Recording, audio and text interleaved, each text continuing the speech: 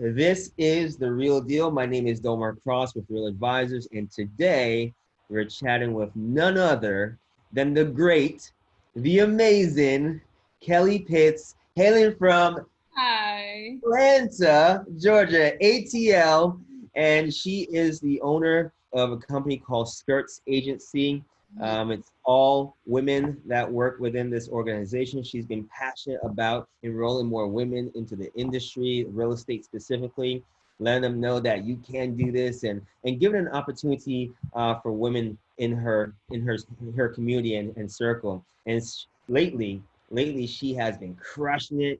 She's just showing out in all different ways. She's just in a good way, right? She's absolutely crushing it and showing out, just doing big deals, doing big things right now, putting up big numbers. And so I was like, hey, Kelli, we got to get on a call. We got to share with the world what you're doing right now because I know your story, your background, I know will inspire many others.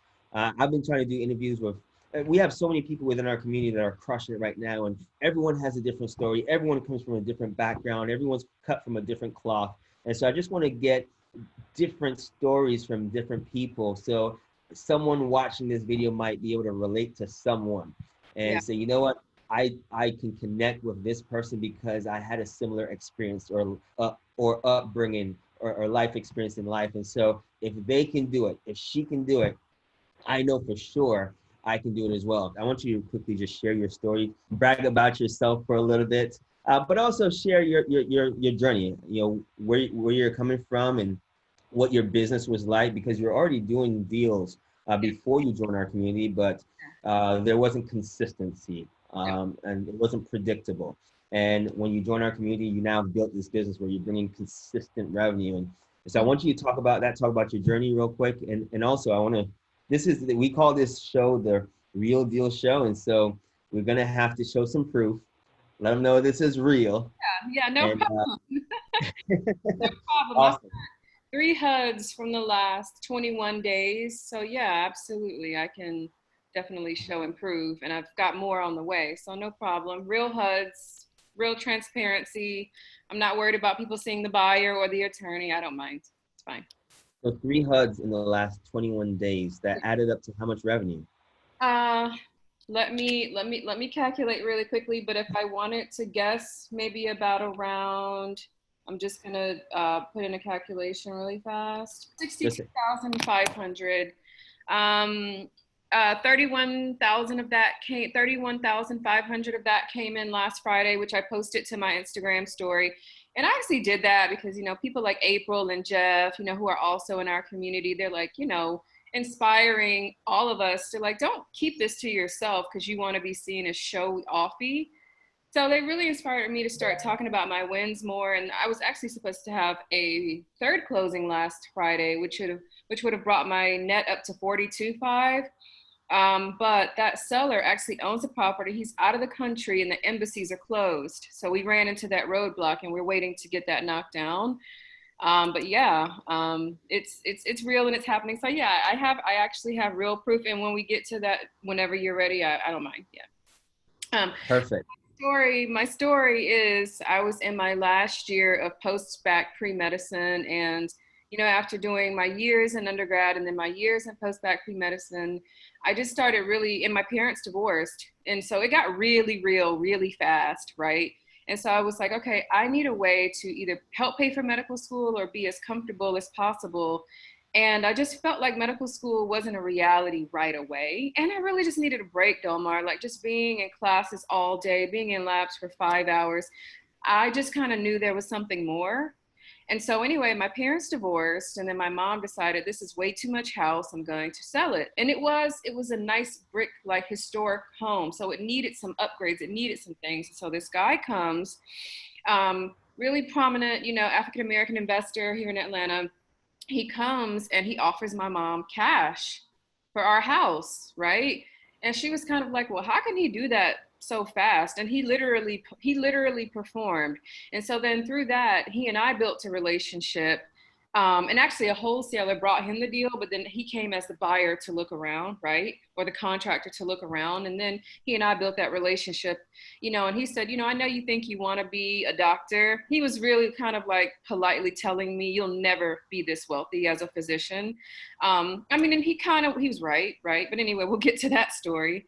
And so I was like, well, how do I get into real estate? I was like, I don't really want to get my license. He was like, you don't have to get your license. He was like, I don't have my license. You know what I'm saying? So he started telling me what he did or what he does.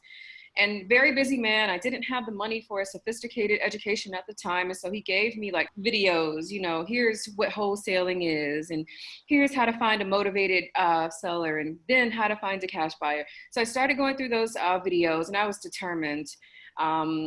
And then after I would go through the videos, I would start asking him for help here and there. And when he could, he would. And then I got my first few deals because I was driving for dollars, right? And I knew it worked because he had done it, but I was like, there's got to be something more to this. You know what I mean? But anyway, I got help with my contracts. I got my LLC set up. I got my first 2 deals, which closed the same day, which I talk about. I quit my restaurant job on a Tuesday, which I was only at for a month at the time because I was that determined to make this work, but things kind of got really tight. I was like, okay, you might have to get something to get yourself caught up on bills until this goes through. But anyway, I quit my job that Tuesday because something just told me you're gonna be fine. And my boss, I just didn't think she was a very kind person. And so I was like, you know what? I'm just gonna step out on faith anyway. And I was scared. Pardon my language, I was literally scared shitless. I was like, I really hope I made the right decision. I just don't think $20,000 is about to drop in my hand, because I found 2 ugly properties and I assigned to, have you ever heard of not New Western, but Nigerian or Jar House Capital? What is the company called? They're a major wholesale firm. Net Worth Realty. I'm sorry. Have you ever heard of? Oh yeah. Yeah. They're in Tampa. Yeah. I forgot how I even found them, but anyway, I assigned to them. Funniest story. I'm thinking, I'm doing well. I actually found out I got took for 14 grand later. So my first 2 deals really should have been kind of around like 34, 35 grand, but I ended up making 20 grand. And I didn't think it was real. I walked into the attorney's office on Friday, and he said, you don't have an operating agreement. And I was like, I knew this was too good to be true. I knew this didn't work. And he was like, calm down. I'll make you an operating agreement. These are your first deals. So I'll just take $350 out of your first check.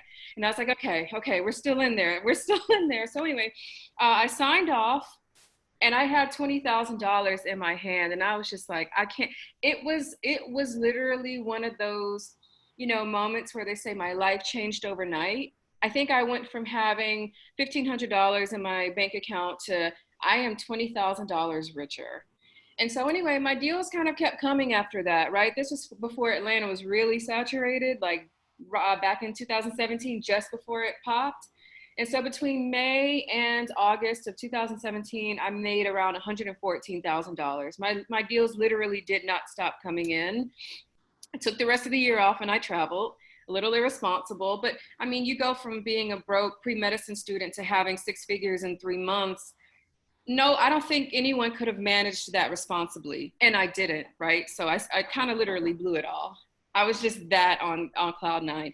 Anyway, went back to work really hard in January of 2018, and then I started to realize, this is about, building wealth. And so be more responsible. And then I want to say in 2019, when real estate really started to get saturated, I came to this community, to really scale and get systems because I didn't have that. And, now it's just kind of on an upward trend consistently, which is what I really was missing. So $20,000 on your first deal. Yeah, there were 2 deals combined. Yeah. Mm-hmm. So 2 deals combined collectively brought in $20,000 on your very first deal. 2 deals, yeah. $20,000. Minus the, huh? On a Friday. It was the best. $20,000 on a Friday in your first 2 deals, minus the little 300 whatever it was dollars that the attorney charged you to set up your operating agreement. Mm-hmm. But Pretty awesome. And then you came to the Real Advisors community that helped you scale after getting a couple of deals under your belt, doing six figures. Was that six figures your first year in business? Yeah, it was between May and August. That's Between May and August. Yeah, like it was literally like I had been working to get deals and they all just kind of came down the pipeline, back to back. After my first two, I had five more and they all just kind of totaled out to be around $114,000. I think I actually missed that earlier. So I didn't catch, I thought it was the first year. So you're talking about the first 3 months Yeah, my first after the first. And I think I still have those. I'm sure I still have those HUDs. Obviously, I had to do my taxes, which I learned like, oh no, you made big girl money, but you have big girl taxes. I think my first year I paid 27 grand in taxes. I was not ready for that. But anyway, no, so, a word to the wise, you can make a lot of money, but please be prepared. I was not prepared. And I think I was really sick when I had to pay taxes like that because I felt depressed. I was not ready for that. But no, between May and August of 2017, it literally just kind of, when it rains, it poured. And then I took the rest of that year off. And then I went back in January 2018. And I essentially kind of did it again. I used $10,000, from those earnings in 2017. And I bought two junkers in the 30310 and 30318 zip codes here in Atlanta. The same seller, he just needed his IRS debt paid. And he said, if you'll pay my IRS debt, you can have the deeds. And so I really started to learn like how colorful this business can be. So I was like, 10 grand for these. And he was like, yeah, I just want my debt paid.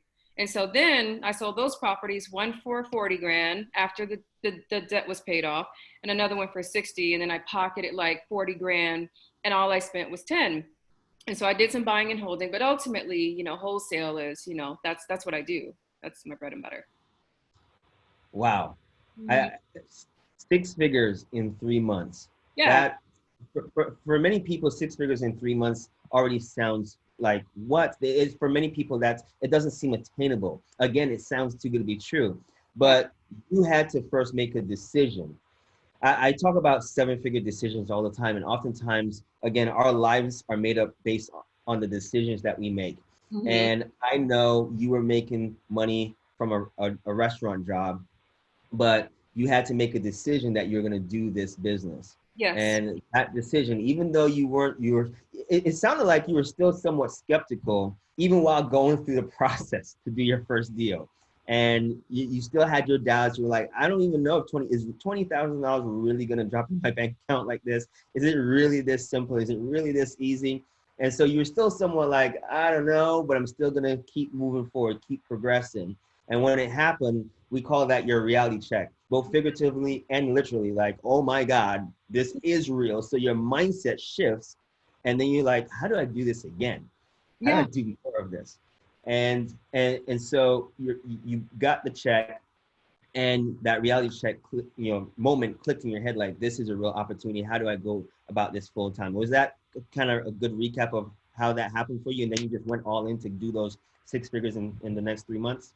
Yeah, that's pretty much how it happened. That's literally it. I was driving for dollars. Again, this was not when Atlanta real estate was all that saturated. And so I think my main source was driving for dollars.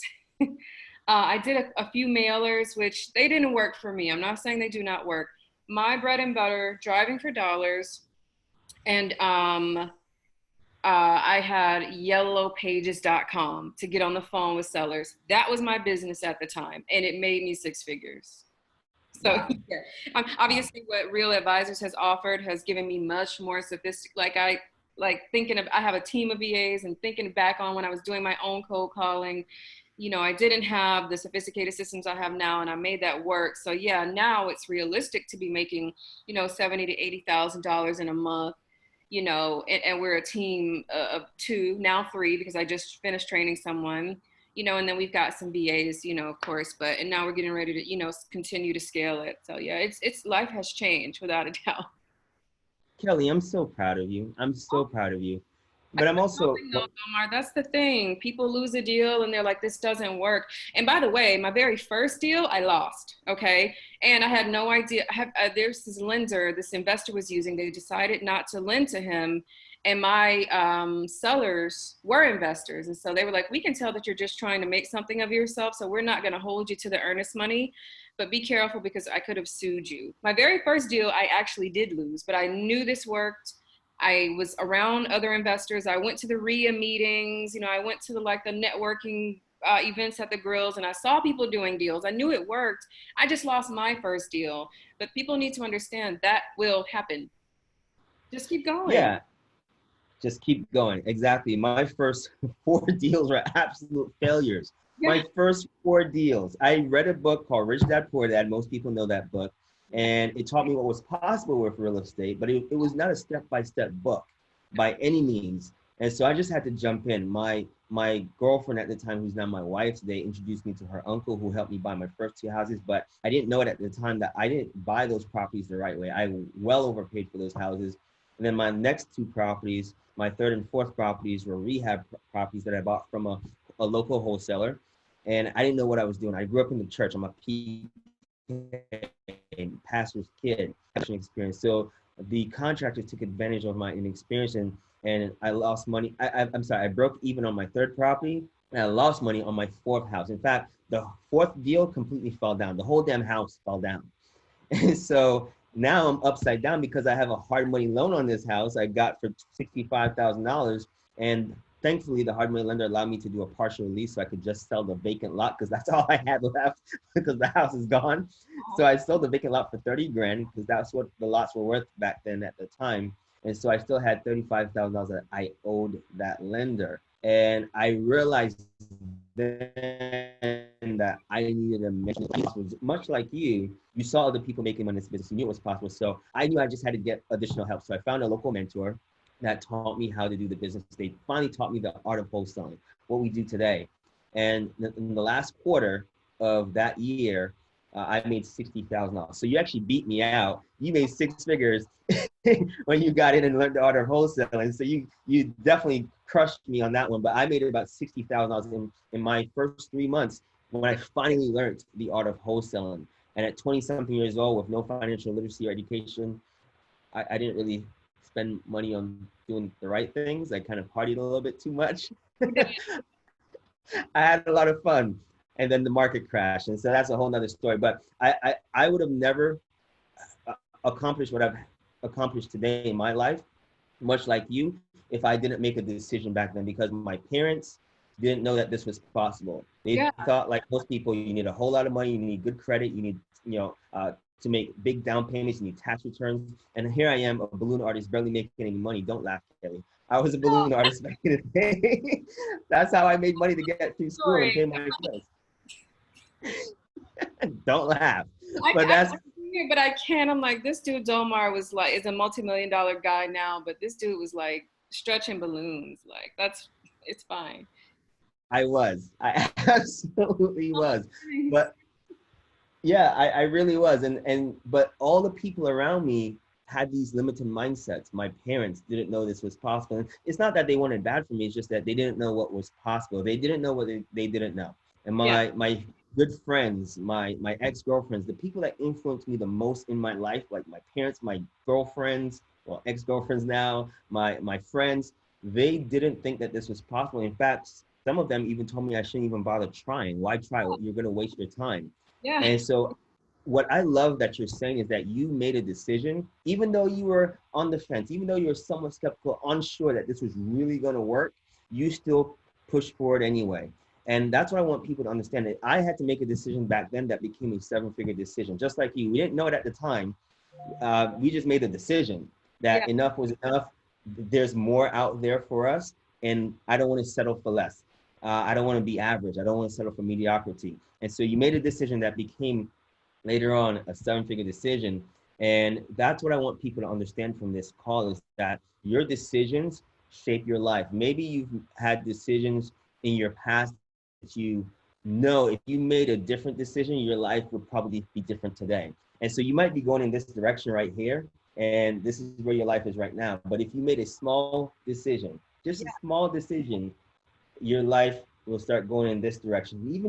Even if it's just a 10-degree shift in your direction, but that decision continues to compound, because just like you, Kelly, you made that decision that day to get started, and you made $20,000 on your first 2 deals, and so your direction shifted here. And then you continued the business because you got that reality check, and you realize, holy crap, this is a real opportunity. I need to dive into this more. And now that, because of that decision, a few weeks later and months later, right, you're now here. Your shift is now changing. The direction is now changing because of that decision that you made. And here you are today. You now have a business that's bringing consistent income and revenue for yourself, all because of going back to that one decision. Absolutely. I want to share something, if you, and I want to just be completely honest. This isn't to offend anyone. If you come from money, if you're wealthy, this is not an attack on the elite at all, right? But and I've been having this conversation more and more lately. You know why I think people doubt that wholesale or short-term real estate is real? Because for so long, right, and this isn't even necessarily an opinion, like I've come to find that this is actually pretty factual, but for so long it seemed like, buying properties, and sitting on them for appreciation without doing any work, without doing any repairs, or buying properties for super, super cheap was kind of like a word of mouth and like best kept secret amongst the wealthy, right? And then the wealthy told, women, go be brokers and agents. And then they told, kind of like working class men or men who really, really wanted to pull themselves up by their bootstraps, if you want to be wealthy, you must flip houses.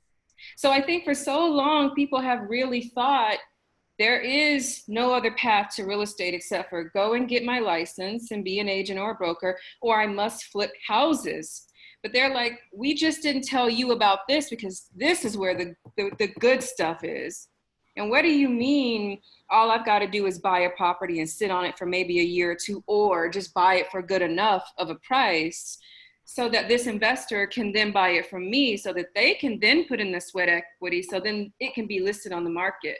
And you're long gone as the wholesaler. You're long gone out of that transaction with very little work and effort. So of course this was kept under wraps for so long, Dolmar. And that's just the truth. And yeah, Robert Kiyosaki kind of hinted at it in Rich Dad, Poor Dad. And I read that book last year and I only knew what he was talking about because I wholesale. But if you don't know, you'll miss it. And I'm like, Robert Kiyosaki got wealthy from wholesaling. He did. And yes, he did breeze over it very quickly. I mean, that book has, I have my son reading that book right now because that book opened up my eyes to a whole world of possibilities. Yeah. And if it wasn't for that book, it's that book that helped me realize what was possible. And it helped me to hold on to the possibilities of what could be, regardless of all the negative, limited thinking people that were around me. Yeah. I knew it was possible. Now, it wasn't a step-by-step book. And so I was just so motivated. I was so broke, bankrupt, and it was just embarrassing how broke I was back then as a 20-year-old college student. But most college students, what college student do you know is not, like most of them are broke, right? Most of them, our biggest expenses are our tuition, paying for our housing. And so we're struggling. I was working 2 jobs as a balloon artist and a door-to-door salesman. and still I wasn't making enough money to pay for all of my bills. So my parents, my father, oftentimes had to help out still. And so I get it when people around me would tell me, oh, this is not possible. How are you going to do this? Because what you're saying is there's this notion that this is the only way to get into real estate. And because this is the only way that they know, yeah, then it's not possible for you. It's not possible for anybody. And so again, that goes to you don't know what you don't know. Wholesaling is active income. Eventually, as quickly as you can, once you build your liquidity, you want to then transition to passive income. Yeah. But with that strategy, you are going to need money. You are going to need other resources. But this is wholesaling is a great way to get into the business, put your foot and get your foot in the door, and then scale from there. Build up your liquidity, build up your cash in your bank account as fast as you can, doing deals back to back, and then transition into other passive income opportunities. Because if you don't wholesale a deal next month, you're not making any money. Now, there's systems and processes that you have in place that can bring in consistent revenue, that can make wholesaling an actual business, much like you have and like we teach. But you still want to get to that point where you have your money working for you now, you're not working for your money. And so I want you to talk now about your results. I want you to share the results that you're having today, because people out there are going scared. We have a second wave of COVID, the COVID situation coming now, and they are shutting down. Actually today, look at the date today, July 8th. They're actually shutting down Miami today. Again, they're shutting down gyms and restaurants. I hear other states are about to do the same thing, or they're considering doing the same thing, because whether you believe it or not, the numbers are spiking, and there's so many different thoughts and opinions on this. But with the shutdowns that are coming, businesses are going to be affected from that. People's livelihoods are going to be affected from that, their income, their revenue. And so I ask people all the time, like, how does it feel that your livelihood, your survival is dependent on your job, or is dependent on the company you work for staying in business? Yeah. You probably are worrying. You're going out of your mind with worry. You're probably tossing and turning at night, wondering, how am I going to pay my bills? How am I going to put food on the table for my family? How does that make you feel? Is that a comfortable position to be in? Oftentimes, we always talk about job security. And for millions of Americans right now, they're probably waking up with the realization that there is no such thing as job security. Seemingly overnight, boom, like millions and millions of Americans are now unemployed with no jobs. Yeah. There's not much security for that. And they're dependent on government support, the stimulus checks. We now, for us real estate investors that have the right specialized knowledge, Kelli, your business was not affected from this situation. You're able to do this business from home, working virtually in any market that you choose. And I'm saying that because I know, but I want you to share, like, was your business affected during all the shutdowns and everything going on around the world, or in your own area, your market? And if it was affected, share that. If it wasn't, I want you to share, like, what happened during those times? What was your revenue like during those times when, unfortunately, for many people, they're losing their jobs, they're social distancing, the cities and states are locking down, everyone's running for the hills, they're freaking out, losing their minds, while a select few real estate investors that have the right specialized knowledge in this industry were crushing. I want you to share that. What are the results? What happened to your business during all of this craziness, and the results that you created for yourself? So a couple of things. Without a doubt, we did have to terminate some contracts because buyers were still buying, but they wanted like deep discounts, like 40, 50 cents on the dollar. And sellers were like, I'm not going to give away my house. And I don't even know, if this is how long this is going to last. And now I've given you my house for literally half of the value, and this thing lets up in another month. So we did terminate some deals, but I think about, by May or June, a lot of sellers started to realize, I probably want to get out. I probably want to liquidate. And so we did a deal, and I think I told you about this on another chat. We did a deal. Older guy, lived in Indiana. The tenants already were not paying rent. And so now a moratorium comes on evictions, and they just capped. They haven't paid this guy rent in a year. And now I don't have to leave. And so this guy's old, he's in Indiana. And literally, this network of people that Real Advisors teaches us to be creative. So he didn't have a computer. He's in Indiana. So I'm like, well, what do? I know what I'm going to do. I'm going to get a mobile notary from 123 Mobile Notary, because you can get a notary from anywhere in the country, 123 Mobile Notary. And I sent her to his house same day, $40. And it was so amazing. She said he didn't even read the contract. And I was on the phone, and the notary, who's also, you know, a professional attorney, was like, "Sir, do you have any questions?" And he was like, "Nope. Are you going to buy it for this price?" I'm sorry to do his accent, but it was kind of funny. He was like, "Nope. If you're going to buy it for this price, I don't have any questions." And I was like, that is really wild. But I understood where he was coming from. I'm old. The property is pretty much free and clear. I've got tenants who have not paid me rent in a year. And so here's what I did, because I'm like, well, I can't afford these tenants to sit through this a moratorium. I can't. So I reasoned with the tenants. I said, if I give you $1,200, will you be gone in 2 weeks? And they said, yes, we will be out of here in 2 weeks. And so we literally closed in 2 weeks. We had a bidding war for the property because we got it at that great of a price. That was a $29,000 deal, by the way. And it just worked. It was about taking action and being creative. If a seller is, I've never met the seller. I sent a notary to his house, another virtual piece of our business. If you're not in the state and they don't have a computer, there's a mobile notary. Anything you need, you know, you can get. You know, and I'm actually kind of helping a friend get into this business, because she was like, she closed down her personal training studio. She's like, well, this lady has 7 houses in Arkansas, and a few of them I can't get into. She's in Maryland, older, and we don't have keys. I'm like, get on, you know, the website I learned from you guys. Get on what's it called? The Thumbtack. Put in the zip code in Arkansas and get yourself a locksmith. That's all there is nothing you cannot do. There are virtual. Yeah, I'm like, she's like, I would have never thought of that. But I was like, I guess she's not in a group like this where those kinds of things are not, you know, really obstacles. It's like, that is not an obstacle. 7 houses and you're worried about not being able to get in. Get on Thumbtack, which she had never heard of.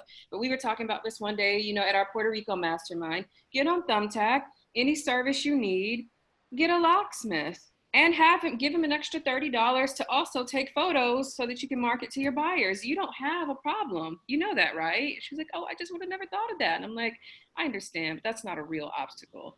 You're looking at $100,000 amongst these 7 houses. That's just not an obstacle. You don't exactly. You have to be resourceful. Think outside the box, and so you said it perfectly. Is, you know, when you're around communities like Real Advisors and the masterminds like the one we had in Puerto Rico recently, Yeah. you're surrounded with like-minded people and people that will not take no for an answer. They will not let anyone or anything stand in their way of achieving this goal. And so, yes, you stand to make $100,000 possibly on these houses. You're gonna let this one issue stop you from doing that? No, let's figure out how do we solve this problem. Not that this is a problem, I'm gonna walk away. No, let's figure out solutions. How do we solve it? How do we achieve the goal? Right? Be resourceful. So we talk often about consumers versus producer mindset. Consumers give up often, they quit often, they make decisions slow, they're indecisive, and they often rethink things, and producers are like, no, I'm gonna figure this out. I'm going to think outside the box. I'm going to be resourceful. If a consumer is saying, hey, I can't afford this, a producer is like, how do I afford this? How do I make it work? What kind of ROI and opportunities and doors are going to be open for me when I make this investment, when I do this? So you have that mindset. But for most people, because I had this as well, most people were brought up with this mindset over here. We were conditioned to think this way. Yeah. And to become an entrepreneur, whether you do real estate or any business, it doesn't matter if you have a restaurant, a salon, a barbershop, you have to have this mindset over here, because in business, you're going to be faced with obstacles, challenges, adversity. You have to be able to think outside the box and be resourceful. And so you were able to help your friend to, no, it's not a problem. It's not. Even if you didn't know the answer, even if you didn't know the answer yourself, like, I know your mindset right now would, like, we're going to figure this out. We are going to find a way. Yeah. I have many conversations with you all the time where you're like, let's figure this out. Absolutely. It's not a problem. And one thing I'm working on, one thing this business does condition you to do, and I've had to work on this, like, don't look at people like, are you nuts? They truly don't know. But to us, as people who are constantly around this mindset, like even the mobile notary situation, when I was telling her this, she was like, I didn't know you could do that. And I'm like, you can get a notary anywhere in the country. She was like, well, how much? I was like, $40. it doesn't, the contract didn't even need to be notarized. And I was like, the guy didn't even read it. And she was just mind blown at everything I was saying. And I was kind of giggling. I'm like, girl, this is like amazing. She was like, I just didn't know you could do all that. Like, I was like, yeah, that's how you can do real estate virtually. I've never seen this guy. He's just a voice to me. He might be a robot. I don't know. I just made 29 grand. I don't know. I hope he's real because I got problems if he isn't. But I don't know. I really don't know. But that speaks to the fact that people don't know what they don't know. And sometimes that realm of unknown will stop them from moving forward. Yeah, I guess you're So right. you have to be open-minded to realize and acknowledge that you don't know what you don't know. Yeah. And so I never, ever come at someone, if someone's trying to teach me something new, I never act like I know it all. I'm still learning things today. I'm so coachable. I'm always open-minded to new things because I know that there's still a ton of things out there that I don't know. And I know that I don't know those things. And so if I were so closed-minded and not open-minded to receive or even check out some of these other opportunities that might come my way, I could miss my blessing. Absolutely. Absolutely. That's a real thing. But again, this community that we're in, and at times, I think people thought, oh, Dolmar and Lee and all of them, they always need to be at our beck and call with all of the answers. And even though you guys do have the answers, the great thing about the community is there are hundreds of us at this point now. Why wait on these guys? When, no offense, sometimes we have better answers. You're like, oh, I didn't, like, I think, Bill Ross, he's been such a great resource for me, like putting me on the 80/20 ROI, the new text messaging platform, like all these things, where anytime I just need something like new VAs, all that stuff has come from, us within the community. In which it got to a point where it's like, well, I don't need to bother, Steven and Dolmar and Ralph, and Ralph and Lee anymore. So I just put a message in Facebook and somebody has it like that. And I don't even think people realize the value in that, because before I joined this community, it was taking me weeks to find answers. And that in itself can be discouraging versus like, I just go ask someone and they have it right away. I don't think people realize the value in that. You're so right. I don't have all the answers to everything. I also have mentors myself, and we're real. Like if you ask me something and I don't know the answer, well, guess what? There's probably someone within the community who has the answer, or my mentor might have the answer, and we can go find that answer for you. And so I love our community because even I learn, like when we go to our masterminds, I love our masterminds and the formats of them where we have the members, the community, share their best thing, their best one thing that's working for them and crush it for them in their area. And so we all get to learn from each other as well. So I oftentimes also learn from people within our community. Oftentimes, just like you said, Billy put me onto that app as well. Mm-hmm. I didn't know about that service. And so oftentimes our members also share resources, tools, assets that not all of us know about. And it's thanks to technology, it's always advancing, it's always evolving. There's sometimes better ways of doing things to be more efficient, be more effective, run your business better. And so I love the community that Real Advisors has put together and built because I oftentimes myself benefit from the community, from people like Billy and Ashley and Ella, yourself, Jeff, Steven. We all share research. Like people don't realize it, even the coaches and mentors, they support and help each other. Sure. They share resources with each other. Here's what's working. Hey, that didn't work for me. Right now, Ellen and Ashley are talking about virtual assistants. They have a team of 50 virtual assistants that run their entire.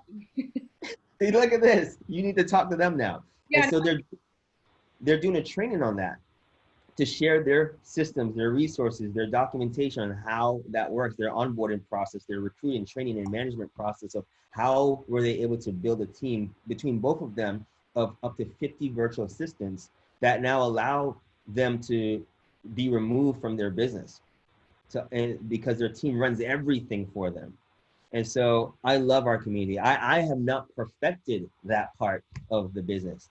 I have virtual assistants that work for me, but I certainly never had that many. No, And that, to be that able to blows manage them the right way. Yeah, yeah. And so I love our community. And while we have a system that we teach, everybody takes that system and makes tweaks to it. yeah. Right? They add their own their own special tweaks to it. You know, this is great what they provided, but I'm going to make this tweak over here. And maybe something works better in their market than in our market. And so they make tweaks here and there. And so their businesses all have evolved. Everyone, a lot of them are doing 6 figures a month right now, but Ashley's business is different than your business, and your business is different than Steven's and mine and Jeff's. Everyone has different, because also all of us also have different goals. Yeah, we do. We do. And so you might want to, I don't know, buy apartments one day or buildings, I don't know. And Jeff might want to end up buying mobile home parks. And you know, ladies in New York and New Jersey might want to start flipping condos in Miami or in South Beach. And so we have to tweak our businesses to adapt to our goals, our needs, and what we're looking to accomplish and get out of this. So that's what I love about the community overall is the resources, the shares from everyone, the collective genius and mind. Huh? I was laughing at the name, the Collective Genies. Yeah. Yeah, it's that's what it is. It's the collective resources and knowledge, specialized knowledge that's shared among the groups. But I want to get really now to your results. Like, share with me the results you've had in the last few weeks and months right now. Okay. I think, so I think what I'm going to do here is share my screen. Let me know if you share my desktop. I don't know. I don't really know if you guys can see. So I have my HUDs broken down into 2 different quarters. And so I'll give you my latest HUDs. So this is pretty recent. I don't know how much they can see, but if whatever they can see, they can see. We can see it all. No shame. I mean, here's the seller. I mean, it is what it is. Yeah. If you're watching this video, we're going to blur it out so we don't share information. So don't worry. But I want to see the most important things of this HUD. And for those watching, if you're brand new to this business, a HUD is nothing more than a financial statement or settlement statement that has all the numbers for the buyer, the seller, and the wholesaler, which is in most cases going to be you. And so it will share all the numbers that are involved in the transaction. So what Kelli is sharing here is her settlement statement, her financial statements for this deal. We call it the HUD or HUD 1 in some areas. And she's going to show us basically the numbers on this one deal and what her payday was on this deal, which is the most important number, by the way. That's what we want. Like when I get my HUD, what's the first thing you're looking at, Kelli? What's the first thing you look at when you get the HUD? If it's an assignment, I'm looking straight for that assignment fee. If it's a double closing, I'm looking at the charges to make sure I'm not taking on anything that I'm not reimbursed for on the back end from my buyer funding this deal. Exactly. But essentially the fee. And pardon me, guys, like I'm still getting my HUDs organized, so just bear with me as I work through them. But here's a HUD. I think we just did this one last Friday. Yeah. So this one was from last Friday. I think you can see the date here, 6:30. Can you see that, what I'm talking about, Dolmar? Yeah, I can see it. Okay, and so obviously, and I love McLean, they are amazing. Here's, obviously the property address. I don't know how much they're going to blur out here. And so we got this one under contract for 172, right? And this is an area that our buyers really love. And so we had some pretty strong offers for this one. I didn't do as well as I had hoped. And that's okay.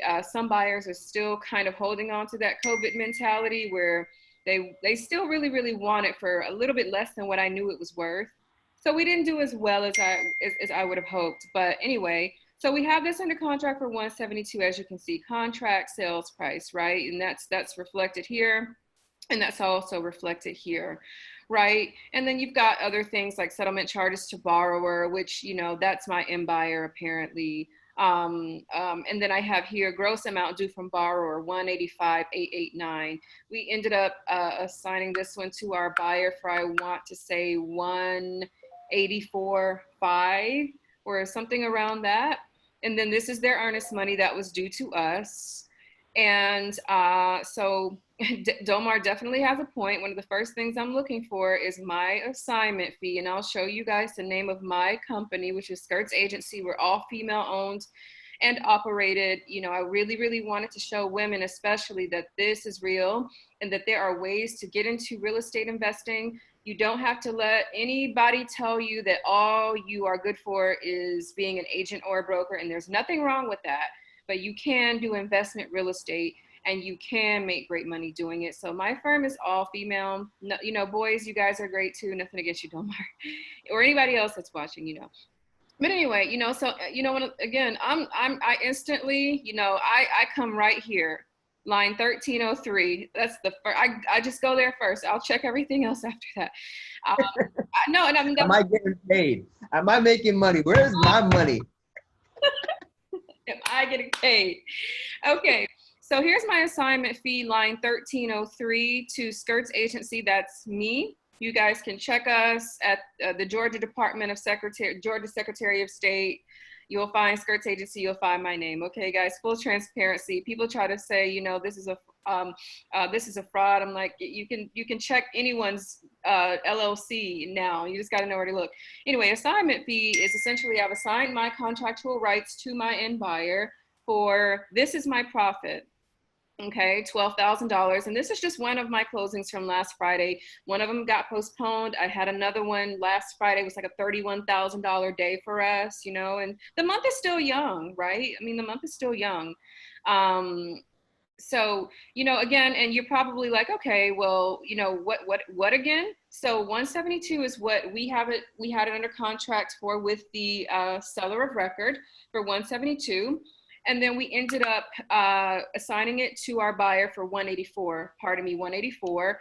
And so that's what we took home. And then you'll start to see gross amount due from buyer, which is our 184 or our 12,000 plus like $1,500 closing costs from the attorneys. And that's how you get that gross amount due from borrower on line 120.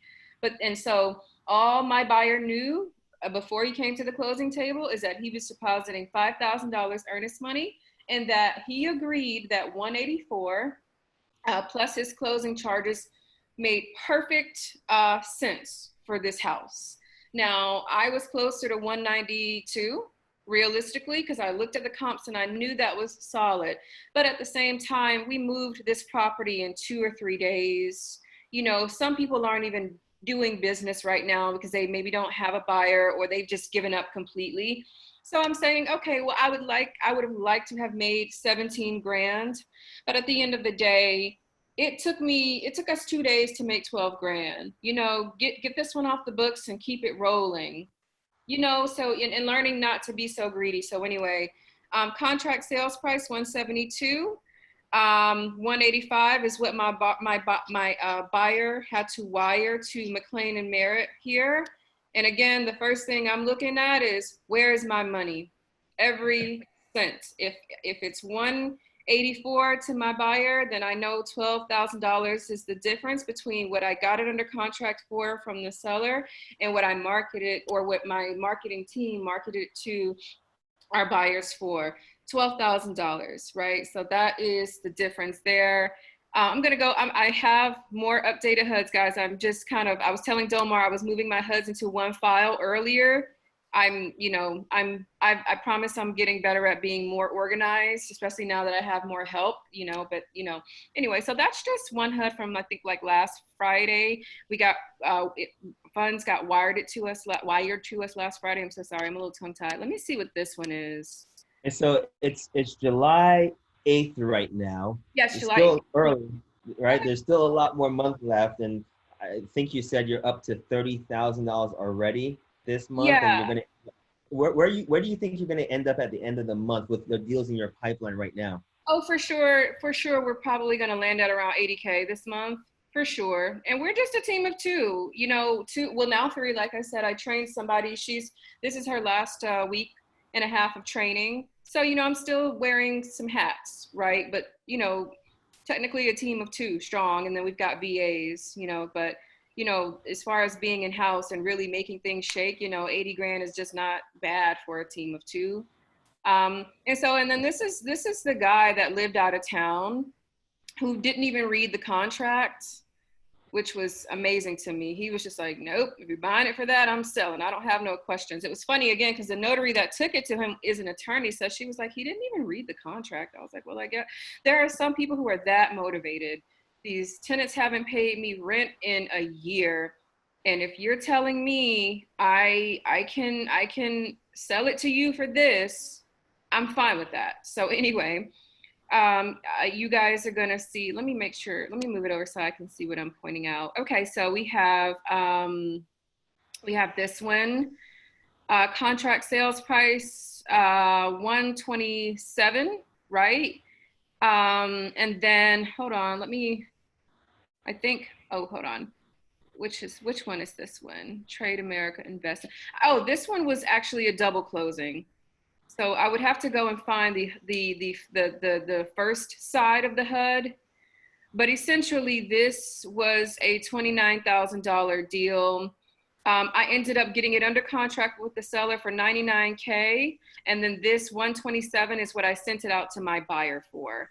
So obviously we double closed on this one because, you know, the buyer, you know, potentially seeing, you know, almost 30 grand. You know, it could have, oh, wait, here's the first HUD for that one, right? So you guys see that, oh, $98,000. Do you guys see $98,000? Yeah, I see it. That's 98,000, right? And so, and I lost a little money because, you know, I decided to double close to protect my fee, which is fine. So your fee to the lender. And here's the beautiful thing about these lenders, by the way. I assume you use a transactional lender for this, right? I didn't. Not in the state of Georgia. You don't have to. Oh, so you use your buyer's funds for it? I use all of my buyers and money. So, oh, nice. Yeah. So these are the closing costs. Yeah. These are just closing costs. McLean, gotcha. There with the closing costs, but that's okay. So I got it under contract with the seller for $98,000, right? And then these are the settlement charges I had to pay. So I was $99,281 due from me to my seller, which again, my end buyer funded the entire transaction. So this money is essentially just a pass through, right? I didn't come out of pocket for any money. The attorney, you know, as long as your buyer's money is in the escrow on the day of closing, the deal is funded, okay? No one's really like looking at that. So then, okay, 98,000, we ran our comps and we saw that 127, we put it out there for around 130, 135. And we actually JV'd with New Western. Have you heard of New Western? So I have. They have offices here in Florida as well. So we lost a little, I'm saying it, we lost a little. We didn't make as much as we would have liked to have made, but we still made the difference of 98,000, which you can see here, and 127. So that was a $29,000 deal roughly. And you know, it was, here's what I'm scrolling down because I'm wondering, because I know that New Western assigned Falcon Mutual. They made $8,000 off of my deal. You can see it right here. Can you see where I'm pointing, Dolmar? I can, yeah. Or New Western, you know, whatever they like to call it. They're Falcon Mutual. So I did a JV because they had more buyers in that community, which was fine. And yeah, I lost $8,000 on that deal. So imagine if I had known that buyer, the difference between $98,000 and let's do the math really fast. 127 plus 8, 135. I literally put it out there for 135. And they, you know, were like, we got to be hard at 127, right? But they ended up getting it to their buyer for 135 and they made $8,000. But it's a JV. And, you know, you've got to weigh your options. $29,000 is not a bad day because we also moved this one in a matter of a couple of days. That's not a bad couple of days, 29 grand. It just isn't, you know, so we got it off the books, you know, and we could cry and moan about it, or we could just be like, well, you know what? Thank you, New Western. Trade America Investments is now on our buyers list. So, you know, I mean, there you go. You know the game, Dolmar. Like, okay, everybody gets one. Everybody gets one. You know, so we reached out, and our attorneys, they love us. They gave us his email. They were like, hey, here's that guy that just bought your deal. And so we were like, hey, Trade America, thank you so much for, you know, purchasing Sawgrass Trail. And he's like, who's that? I'm like, no, we are who you originally, this deal was our deal. And so of course he's not gonna say no. I'm loyal to Falcon Mutual. I want to pay $8,000 overprice every time. Don't email me again. No buyer is gonna say that. He was very grateful to now have us because the next time we make a little more, he pays a little less. So if you ever see that, another wholesaler, made money like, 8 or 10 grand off of your deal, it's okay. Just skip trace Trade America or just ask your attorney, hey, would you mind sharing this buyer's information with me? And the next time you make a little more, and now you have another relationship, and that's okay. No, I love working with title companies, especially if I build a relationship with a title company, because they know who are the real buyers, the actual buyers, the active buyers in any marketplace, because they're the ones, the title companies, the title agents are the ones closing deals every day, every week, every month. And so Yeah. when you build a relationship with the title company, they're going to tell you, hey, this buyer is an active buyer. And Yeah. if they won't give you a warm introduction to that person, ask them if they might send your deal to their potential client. And why Yeah. would they do that? Because they're likely going to be the ones closing the transaction, Yeah. more money in their pocket as well. And you can see, here's one that took place also last Friday, right? If you can see the date here. This one is, and I know you're probably gonna, blur all this out. Yeah. So as you can see, McLean and Merritt again. And guys, whoever's listening, please get in the habit of closing with one attorney. It is so much easier to build up that rapport. They will appreciate you. They will take your deals seriously. I send over contracts between my sellers and I say, I don't have a buyer yet. They are happy to go ahead and pull a title because my close ratio is like 99%. I think I've maybe pulled out of one or two. And I show them respect. Any email, thank you for all that you do. Is there anything that I can do? They're happy to do that. So anyway, build up that relationship, run it like a business. You know what I mean? So anyway, guys, here's another deal we did last Friday, right?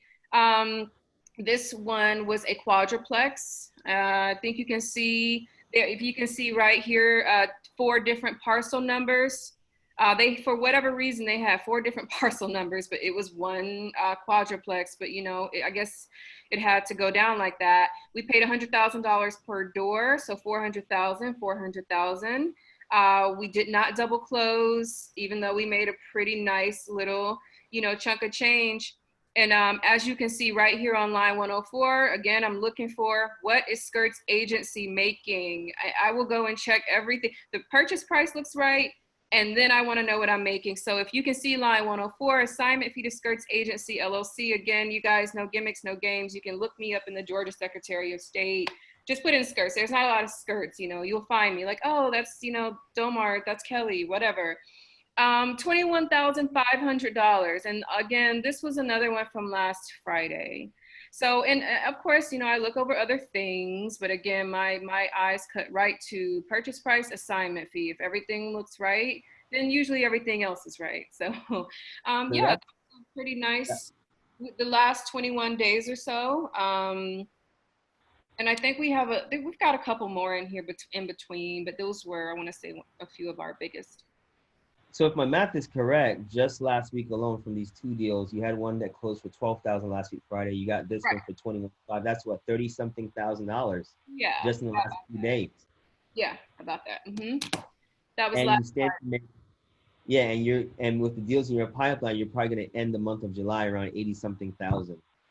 And it's still new. We've got more deals to lock up. We're looking at another quadruplex in this community.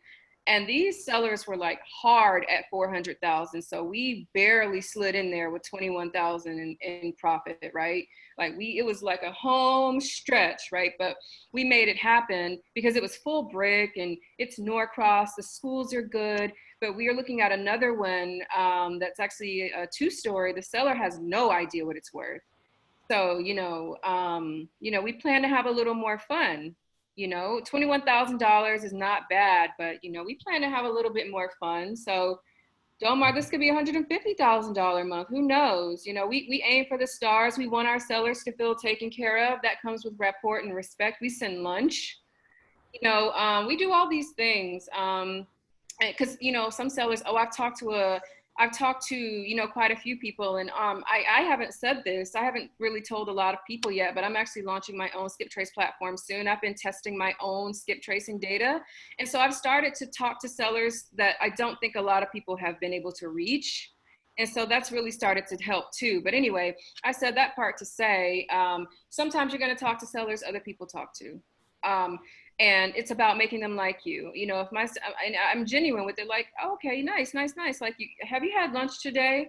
I really do go there. And so that makes a difference, especially if you've got to go back in there for a reduction, right? So anyway, we are grateful, but we aim a little higher than this, but this was not a bad Friday. Kelli, I am so proud of you. I am so proud of you, and you being able to actualize the dream and vision that you set up for yourself, and just taking massive, massive action and not taking no for an answer, being resourceful, thinking outside the box. And now, look at you now. Look at you in a nice, beautiful condo in Atlanta. I let down the windows, obviously, because of the screens, because we don't want the glare. But yeah, it's you just got to keep going. You're gonna run into obstacles, and there are people. COVID came and they shut down their businesses, and I'm like, why would you shut down your business? But some people really just got that scared. What happened is a lot of uncertainty during the COVID situation. And if you haven't lived or been through a recession before, it can be really scary. Yeah. I lived through the last recession, and one of the single biggest mistakes I made back then was not staying connected to like-minded people, because I lost everything seemingly overnight. My houses, my cars, everything gone, because the economy was so bad. I in fact had to get a regular 9-to-5 job just to pay the bills. And I got that 9-to-5 job because I was so upset, angry, embarrassed that I lost everything. I thought I had it all. I thought I was invincible. I thought the money, it was like raining money when I was doing deals. And I thought it would never end. And when it happened to me, I was like, how could this happen to me? And instead of staying connected to like-minded people like myself that were trying to figure out how to adapt to the new economy, how to pivot, how to make the changes, how to still make money and thrive during that time, I was so embarrassed that I retreated to my house and I exited the real estate industry for 2 years while my friends, my colleagues figured it out. Lee Yeah. was one of those people. He lost everything as well, just like me. In fact, back in the day, I used to run circles around Lee. He shared this story. He had to share that story with me to remind me of who I was. Back then, it helped me get back into the game 2 years later. But while I was gone and exited the business, Lee figured it out.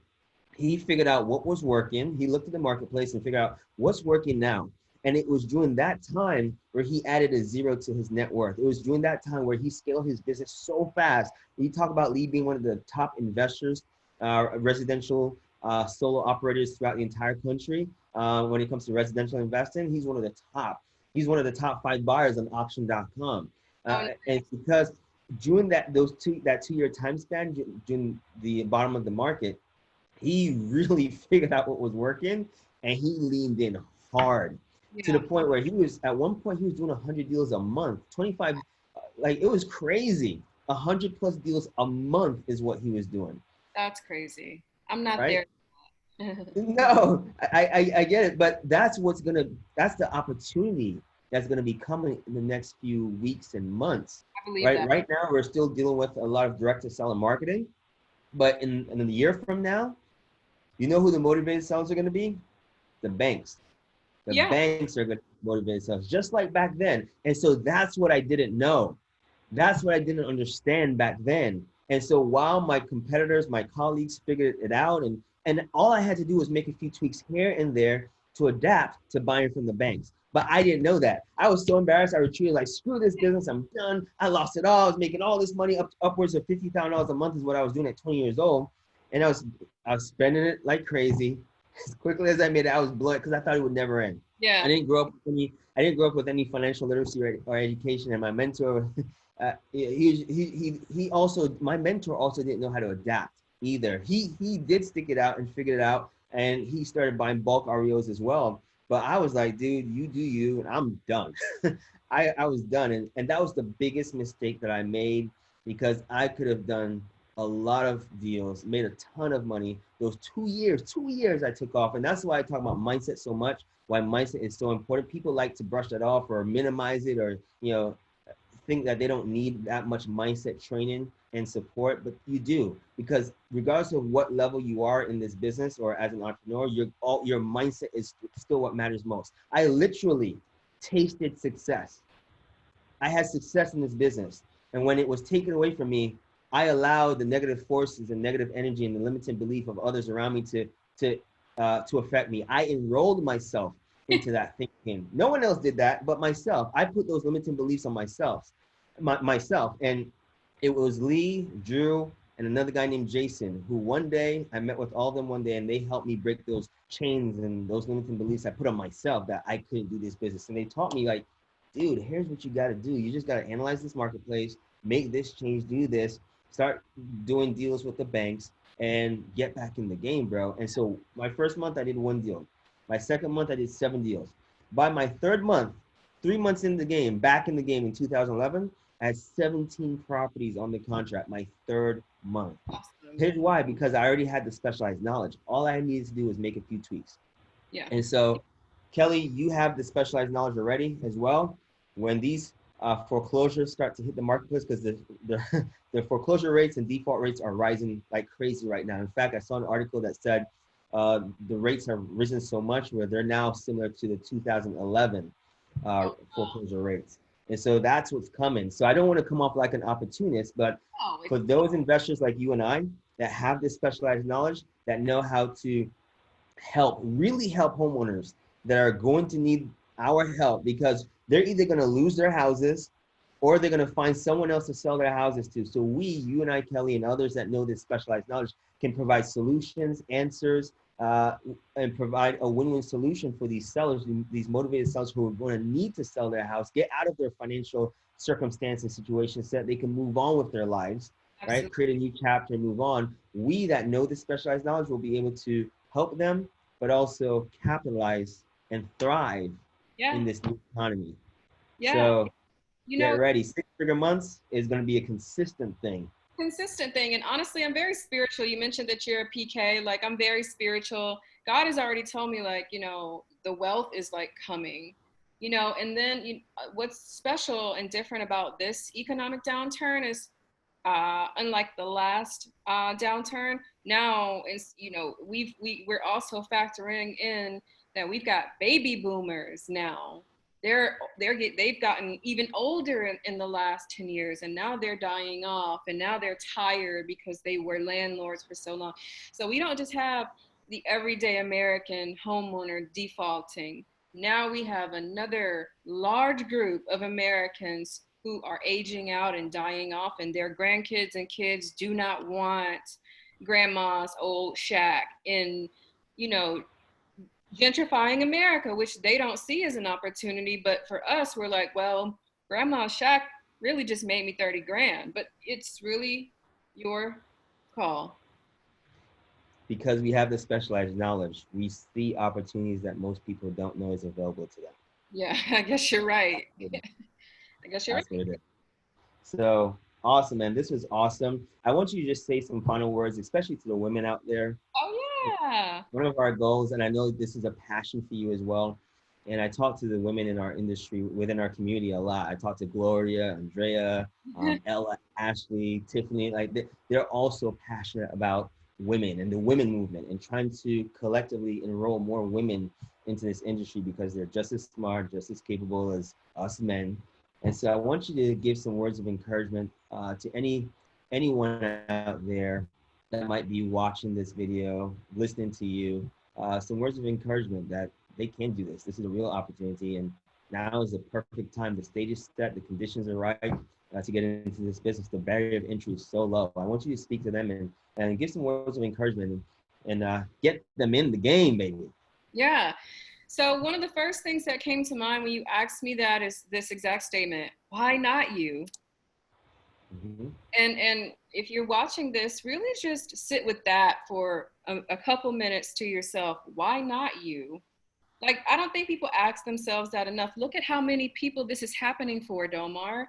Go to Facebook and just Google your major market, Atlanta wholesale, and you've got 5,000 plus people in a group, and just do that around the country. These people aren't better or smarter than you. Ask yourself that, why not me? Why can't I make 80 grand, in a month? You can. And then the second thing is this.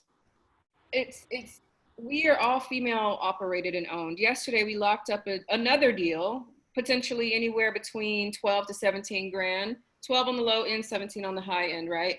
And my new hire, Mahogany, who's kind of got, her voice is sophisticated, but it can get soft at times. And so she feels like she may not be taken seriously over the phone. But if anything, it's made people feel more at home. Like, we got widows on the phone. Like, I just think thank you for caring about me. And now we're locking up deals. And so I just want women to understand, if you believe that because you're a woman, you won't be taken seriously, that is truly just a barrier that you've put up in your own mind. A lot of people prefer to work with women because they feel like you're just a woman who's coming up and who wants to do good for herself. You are not looking to take advantage of me. And you're not. So get out there. And if they're like, a woman, you flip houses, have fun with it. Well, listen, I've got a crew. I don't get all that dirty, but I'm the brains and I'm the finance. And so, I would love to see what offer we can get for you. How about it? Just be honest. You're not doing the dirty work. That doesn't mean you don't have the capability to finance and and not finance literally, but to buy a house. It means nothing. And this is virtual. They never have to meet you. This is completely virtual. You've got a team, talk like a business owner, and they'll believe you. I've not been asked for a proof of funds in God knows how long. Walk the walk and talk the talk. That's it. And why not you? For real, ask yourself that. Why not me? I love that so much. I actually wrote that down.